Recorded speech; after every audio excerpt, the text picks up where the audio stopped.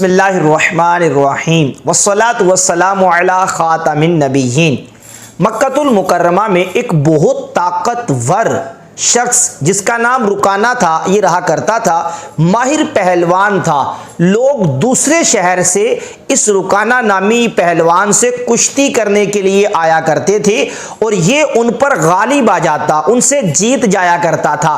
ایک دن ایسا ہوا، یہ رکانہ نامی شخص پہلوان مکہ کی ایک وادی سے گزرا۔ وہاں ہمارے آقا و مولا صلی اللہ تعالی علیہ وآلہ وسلم تشریف فرما تھے۔ ہمارے آقا نے اس رکانہ کو اسلام کی دعوت دی۔ یہ کہنے لگا کہ اے محمد، آپ کے پاس نبی ہونے کی کیا دلیل ہے؟ ہمارے آقا و مولا صلی اللہ تعالی علیہ وآلہ وسلم نے فرمایا، جو تو چاہے دلیل تجھے دے دی جائے گی۔ رکانہ پہلوان کہنے لگا، آپ مجھ سے کشتی کریں، اگر آپ غالب آ گئے، آپ جیت گئے تو میں آپ پر ایمان لے آؤں گا۔ ہمارے آقا و مولا فرمانے لگے، رکانہ ٹھیک ہے، پھر کشتی کے لیے تیار ہو جاؤ۔ اللہ اکبر۔ ہمارے آقا و مولا صلی اللہ تعالی علیہ وآلہ وسلم نے رکانہ سے کشتی کی، ایک ہی وار میں اسے بچھاڑ دیا، زمین پر گرا دیا۔